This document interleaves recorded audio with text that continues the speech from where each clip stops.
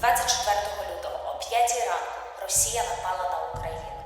Мене звати Дар'я Коломієць, я живу у центрі Києва, і я добре пам'ятаю, як я прокинулась під звуки бомб та вибухів. Раніше такі звуки я чула тільки у кіно, тепер же я почула їх наживо. 24 лютого на мою землю без жодного приводу увірвалася країна-агресор Росія. Кожен українець назавжди запам'ятає цю 5 ранку. Відсьогодні у Music Cures я розпочинаю щоденники війни, де люди розповідатимуть свої історії і ділитимуться тим, як вони зустріли цей день. День початку війни, день початку атаки України Росією. Україна обов'язково переможе. Тримаймося! Слава Україні! Мене звати Євгенія Іванченко, я капітан поліції, начальник відділу зв'язків з громадськістю управління патрульної поліції в Донецькій області. Війна почалась у другий день моєї відпустки. Були плани на відпочинок, тренажерну залу, але я просто прокинулась о 5 ранку. Всередині було спокійно, але чомусь вирішила перевірити телефон. І відкрила, і побачила повідомлення, що збір особового складу на управління і про те, що буде евакуація родин. В принципі, до цього з одного боку були готові, бо в нас вже були зібрані тривожні валізки. Тому я одразу викликала таксі і вже почала збиратися.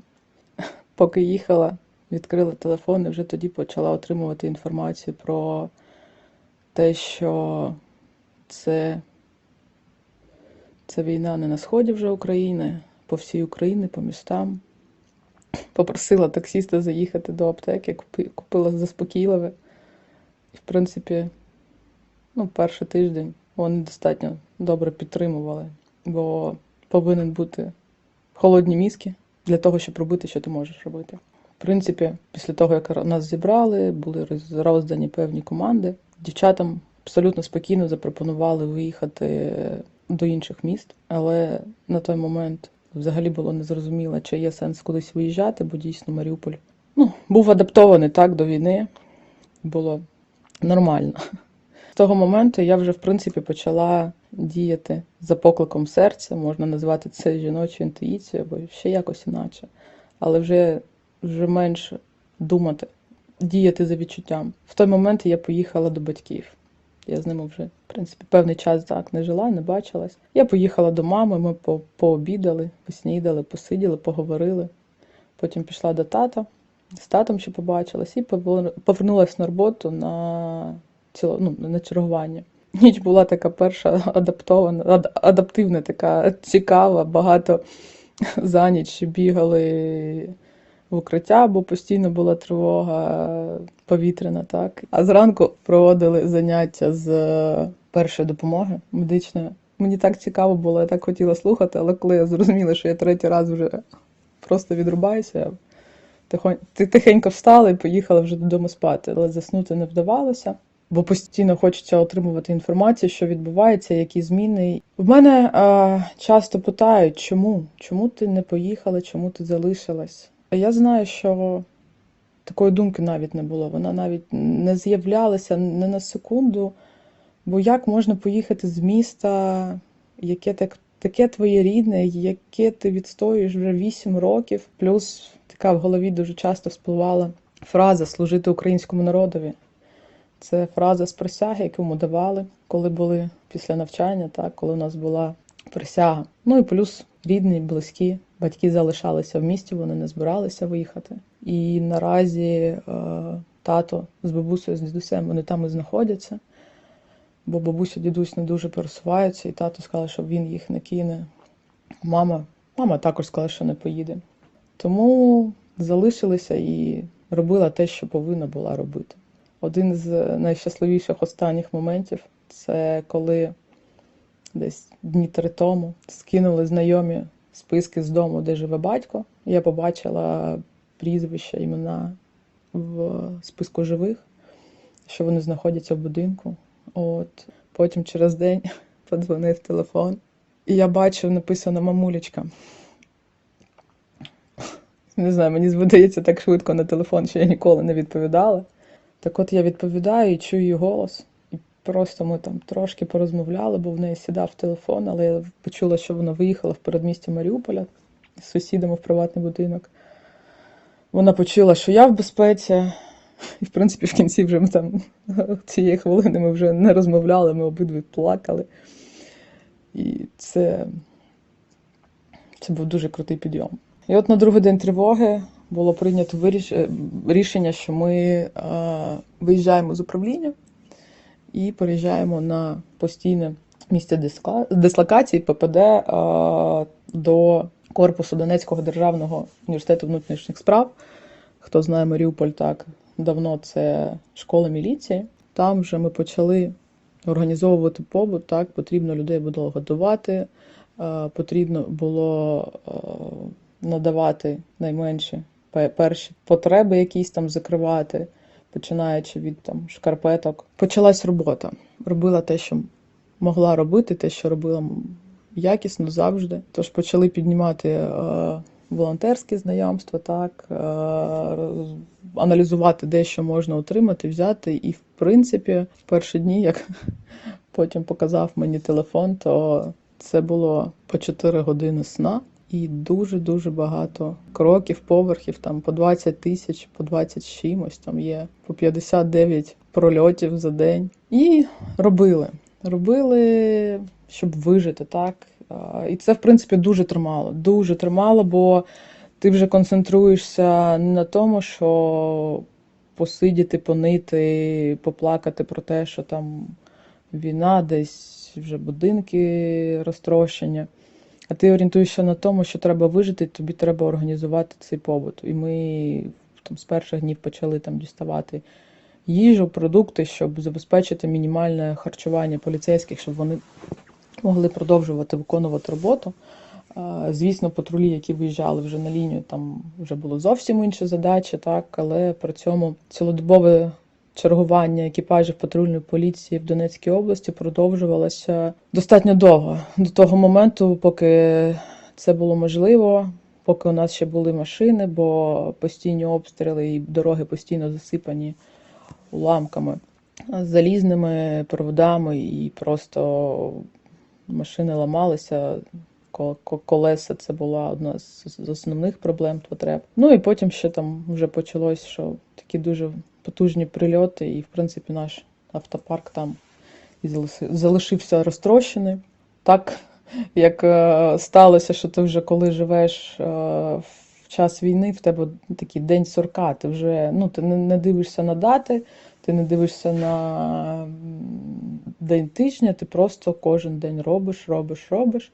Тому по деяких датах дуже важко орієнтуватися, але десь 10-12 березня. Це той момент, коли, в принципі, патрульні перестали виїжджати і виконувати якісь функції. Поки це було можливо, патрульні займалися перше це евакуацією, бо якось так, перші зорієнтувалися, так, і люди виїжджали. От. Я в певний момент, коли вперше в рацію почула про те, що прилетіла на лівий берег, і там трошки, не трошки, на той момент в рацію було сказано, що 70% будинку розтрощено, то розуміли, що там є і загиблі, і травмовані. Я прийняла для себе рішення, що все ж таки я не поїду. І це було чесно по відношенню для себе. Це про те, що перша киснева маска собі. Я зрозуміла, що якщо я буду їздити рятувати ще поранених, то морально я можу бути дуже, дуже така вразлива. Тож я переключилася максимально на інші запитання. А пишаюся безмежно патрульними, які виїжджали, просто тільки чують в рацію там про авіаналіти. То вони кидали все, моментально сідали в авто і вивозили. І, це такі дуже героїчні хлопці і дівчата. Дівчата – це особлива тема, це пишаюся ще більше, мабуть, ніж хлопцями, бо коли певні хлопці повиїжджали, дівчата продовжували нести службу і сміялися, що Хлопці поїхали, дівчата залишились. Вони такі були тендітні, але вони просилися і на ночні чергування, і робили все. Коли ми вже організувалися, у нас вже з'явився начальник кухні, у нас дуже круто працювала ця столова. У нас, коли вже так були прильоти, у нас люди залишалися без житла, і ми вже в себе почали приймати. І коли ми зрозуміли, що в принципі у нас нормально з харчуванням, то вже ми працювали на бомбосховище, так, відвозили людям їжу, продукти, вивозили продукти на лівий берег, роздавали, тобто допомагали максимально. Жодного разу не було думки, що от руки опустилися, бо ти робиш те, що ти можеш робити, інші роблять те, що вони можуть робити, робили більше, ніж на 100%. Коли, може, навіть ти чуєш себе втомленим, але приїжджають хлопці, дівчата і кажуть, ми там зробили те, то ми знайшли продуктів, ми там ще щось.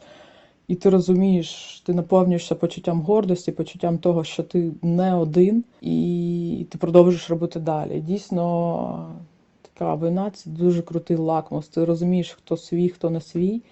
Спочатку реально ми жили навіть там на другому поверсі, там в кубриках студентських, курсантських.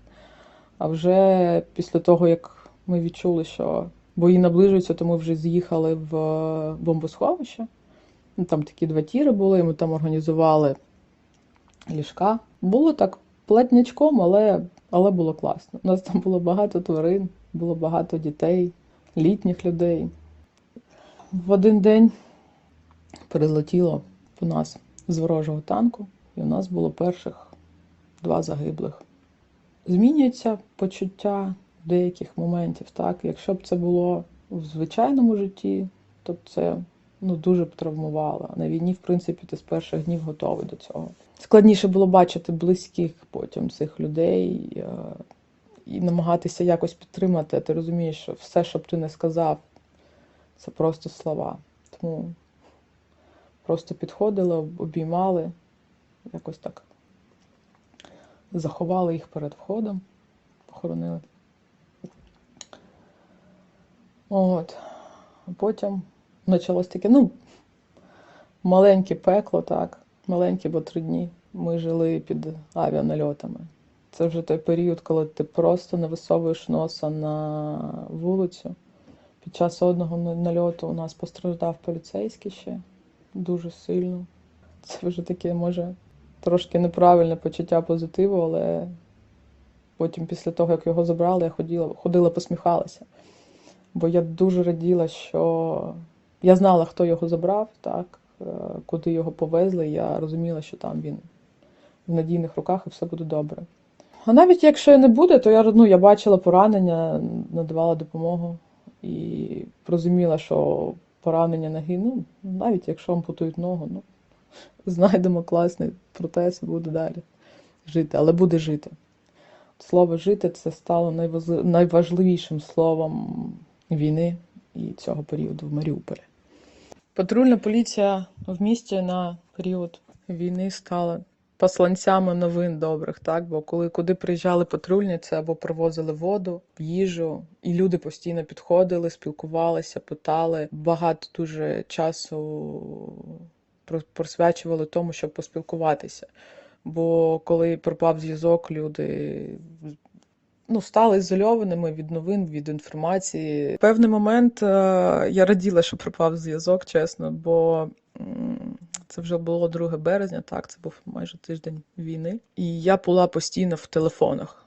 Тому коли пропав зв'язок, я трошки так видихнула і пораділа, що я можу відкласти телефон і більше займатися все ж таки організацією якісного життя. Найтяжчим днем війни, морально найтяжчим, для мене став день народження, 2 березня. В той момент почали активно бомбити лівий берег. А на лівому березі у мене батьки, мама, тато, бабуся, дідусь. І ти просто 7 годин в рацію чуєш, як бомблять. І найстрашнішою думкою на той момент, і в принципі на період всієї війни, щоб тільки страшно було втратити батьків в день народження. Але реальні приємності, знову ж таки, були, коли я вже закінчилась навіть 2 березня ввечері лягла спати. Через годину прокинулась від того, що в мене на кроваті букет тюльпанів, моїх улюблених. Хлопці принесли.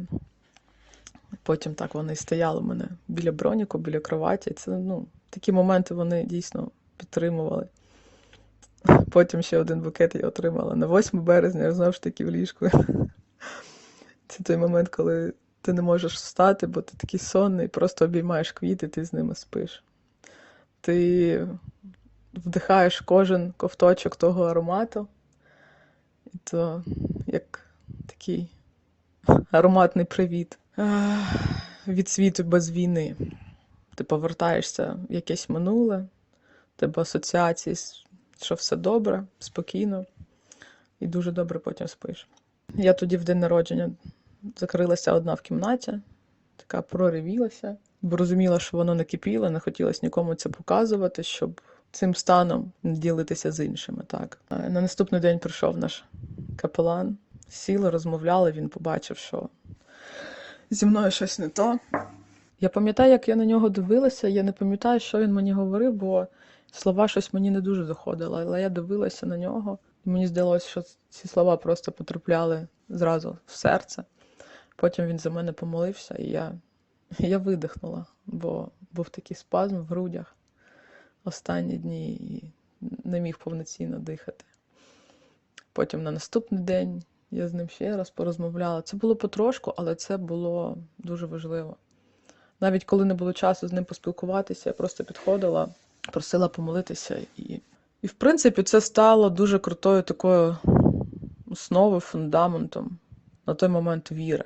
Бо коли в тебе, в принципі, зв'язані руки, хоч і думали, там багато знайомих зверталися, що поліція всесильна. Не всесильна, і інформації не маємо. Я не могла виїхати навіть на лівий берег до батьків, щоб просто провідати, може, якоїсь води відвезти. То просто ти віриш. Ти віриш, молишся. Це тримало і тримає. Бо ти розумієш, ніщо, крім віри і молитов, тебе не врятує. Як і чому виїхали? Це така своя цікава історія, коли ми сиділи в підвалі просто одного вечора. Здається, це було 14 березня або 15. Ти чуєш, як на першому поверсі, прямо над твоєю головою, автоматна черга, там вибухи гранат. І ти розумієш, що тебе прийшли рятувати. Прийшли освободителі. І ти сидиш, і ти не знаєш, чи вийдеш ти з цього підвалу, так? Бо ми не знали, з якою інформацією прийшли вони, чи знали, що ми поліцейські, чи не знали. Потім ми дізналися, що у них була інформація, що тут військові і поліцейські, і вони були готові до бою. Але ми з першого, не з першого дня, але до цього у нас були домовленості, що коли приходять військові, то зброю ніхто не стріляє. І це нас рятувало. Але про це ми дізналися пізніше. В той момент ми сиділи в підвалі, збилися в кубку. Я не знаю, скільки це продовжилось, це важко сказати. Ми просто сиділи в тиші і слухали, що відбувається.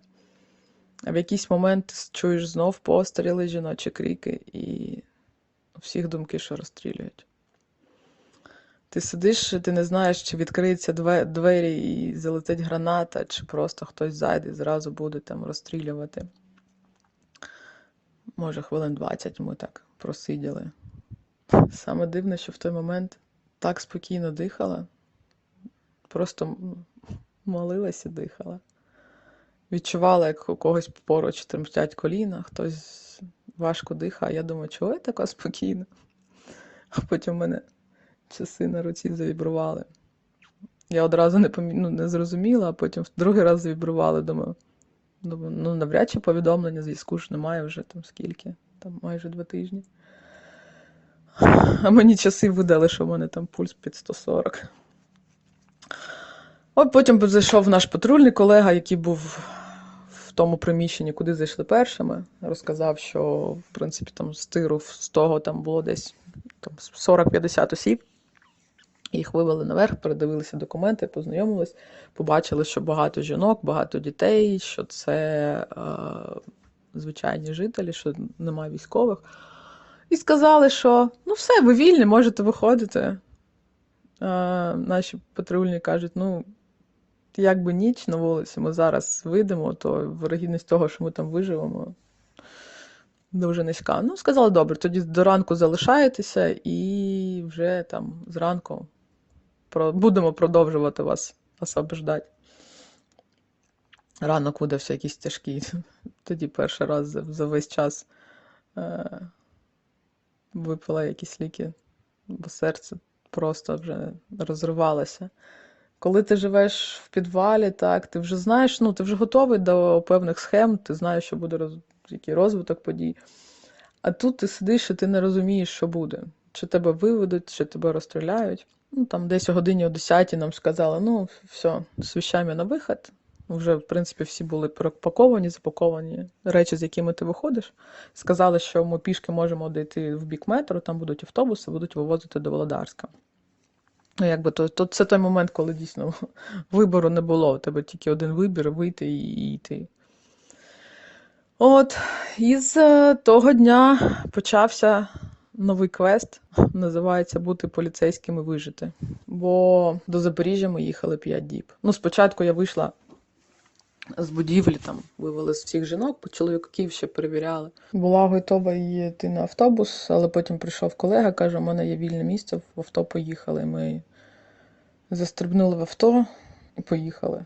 На першому ж блокпості почалась перевірка і відкривають багажник, а там зверху лежав такий медрюкзак, які в нас були, він такий тактичний, натовський. І тут з криками «Військовий рюкзак!» Нас зупиняють, починають перевіряти телефони там і так далі.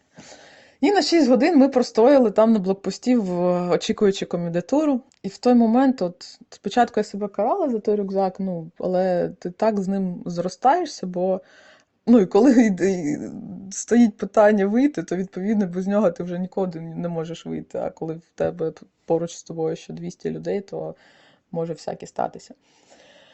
І я стояла, себе так корила, що нащо я його взяла, от зараз хлопці тут стоять, там мерзнуть. Але потім якась була думка така, от, навіть це не думка, це то щось із серця про те, що я вже казала, да, про почуття, про віру.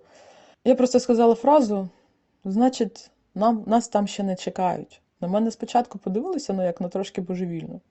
Але коли там вже я настільки впевнена в цьому була і повторювала ще там протягом цих 6 годин не раз, вони також в це повірили. І найбільшим здивуванням було, що коли просто за півгодини до початку комендантської години ми почали запитувати, які наші дії. Так, ну, от починається комендантська година, ми тут продовжимо стояти ніч. Вони кажуть, ні, типу, ми вас не тримаємо, повертайтеся в місто. Ми такі, вибачаємося, але нам нема куди повертатися. Вони, ну, ми на керівництво зараз будемо думати. Ми вже такі, ну, давайте нам керівництво будемо розмовляти. Прийшов якийсь там військовий, подивився, каже, та каже, ну, всіх поліцейських вони є, у мене такий там так само рюкзак, відпускайте там хлопців, дівчат, що ви їх тримаєте. Ми не повірили своїм вухам, швиденько стрибаємо в машину і до Володарська, там, наскільки можливо було швидко їхати в машині, в якій немає бокових вікон, з заднього вікна, то ми долетіли, і ми в Володарську опинилися за 10 хвилин там, до початку комендантської години. І розуміння, що не знаємо, що робити, ніби чули про якийсь там пункт обігріву в школі, треба було запитати, де школа. І тут під'їжджає авто, і там ще наші патрульні, вони нас одразу за собою забирають. Там ми переночували у родичів іншого поліцейського, якого з нами на той момент не було, але вони нас прийняли. І ми були в такому шоці, коли хлопці розповідають, що той відрізок, який ми приїхали, не було вже взагалі нікого. Там було 6 блокпостів. Там такий почався жорсткий вилов поліцейських. Поліцейських забирали до місцевого відділку поліції. Вони вже там були такі всі перевзуті. Працюємо на ДНР, на Росію. І там вже деякі були затримані, деякі наразі вже знаходяться в СІЗО в Донецьку. Це, ну, мабуть, виключно такий людський фактор, бо дійсно, ну, таке аналізували, що російським військовим поліцейські не цікаві, це не військові. А от наші колишні колеги на нас зуб тримали і тримають. І наразі у нас там, наскільки мені відомо, 15-16 людей знаходяться в полоні. І вони сидять в СІЗО в Донецьку. І ми це розуміли. Ми розуміли, що нам треба виїхати, що просто ховали документи, якісь поліцейські просто в спідньому, щоб виїхати. Ну, форму в нас взагалі з собою вже поліцейської не було, щоб максимально бути не поліцейськими на той момент, аби виїхати і вижити. На наступний день ми змогли доїхати тільки до Мануша, бо це ще той квест, що знайти бензин, знайти їжу. Ну, тому, наприклад, тут в Володарську, щоб купити хліб, треба піти о 4 ранку, зайняти чергу, і ти можеш прийти в 4 і бути вже 89-м. І от можна простояти 6 годин в черзі і залишитися ні з чим. Ну, насправді, ми були дуже вдячні цьому часу, хоч і ввечері, або коли вже там, ну, наш зв'язок з'явився, була інформація, що там одних захопило, інших захопило. Було дуже страшно за себе, мабуть, найстрашніше за останній час, дуже тривожно. Але при цьому ми розуміли, що сидіти на місці – це набагато гірше. Тому ми там сприймали реально це як квест, кожен рівень там. Коли проходили, так, це кожне місце, ми там дуже тішилися. Реально 5 діб з моменту виходу з бомбосховища до Запоріжжя. Що в нас тільки не було? То, що скла не було, то взагалі дрібниця. То, ну, реально, там з бензом були проблеми через знайомих, там, через, знову ж таки, колегу зустріли випадково. І тоді вже він там допоміг, сестра працювала десь там, ну, дуже вдячна людям, безмежно. Нам такі люди круті потраплялися і продовжують потраплятися на шляху. І, ну, дійсно, що крім того, що нас Бог оберігав, у мене немає інших думок, бо дійсно такі постійно якісь дії по тонкому льду. До речі, зараз сижу, дивлюсь в вікно і побачила, що їде машина якогось банку. У нас був момент, що місцеві банкіри віддали нам 5 бронебусів, і певний час патрульна поліція виконувала свою роботу на бронемашинах. Це, ну, перше, це евакуація, роздача там харчів на лівому, на східному взагалі. Така ще цікава історія була. Так, повернусь щодо квесту. Дуже круто, що у нас там було людей 11, частина поліцейські, частина родичі. 2 машини. В одній потім у нас колесо відпало, коли проїхали блокпост Бердянський. Там вже шукали евакуатор, окрім бензину, шукали запчастини. А ще коли вже виїжджали з Бердянську, то на цій машині там щось з бензонасосом сталося, там я вже пересіла до інших знайомих. І теж дуже цікаво було. Я так розумію, що паливо, яким заправляють в Бердянську, воно там, кожен намагається заробити, і щось воно там нахімічене, бо ми ледь доїхали до Запоріжжя, там якраз посередині мінного поля в нас заглох двіжок. Господи, спасіть. Ще досі не усвідомлюю щастя того, що вибралася і що жива. Ну, ти ніби це усвідомлюєш, але коли приходить інформація, що там 15-16 твоїх колег наразі знаходяться в плену, і вони знаходяться в СІЗО в Донецьку, ти розумієш, що це дійсно велике щастя. Ти з одного боку радієш за себе, а з іншого боку ти думаєш, що ти можеш зробити, щоб був якийсь обмін, щоб їх повертати. Бо, ну, вони ж не воювали, вони допомагали, вони рятували містян за це, що їх забрали на підвали. І ти дуже за них переживаєш, за себе вже не переживаєш. Не знаю, мені здається, що це навіть гірше, ніж бути під обстрілами. Коли обстріли, ти вже знаєш робити, так, ховаєшся або падаєш на землю. Там, да, ну. А тут ти не розумієш, що може бути. До речі, у нас, ну, з ким я спілкувалася, маріупольські, хто виїхали, ну, такий вже жарт, що, ну, там, ні гради, ні там, нічого вже не страшно. Страшно це авіа. До речі, про авіа. Коли нас 3 дні обстрілювали з літака, то в один момент у нас почав сунутися фундамент. І це було важко прийняти.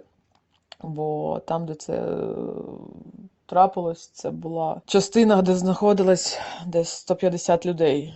І нерозуміло було, чи треба їх вже евакуювати, але, ну, такого приміщення більш-менш нормального вже не було.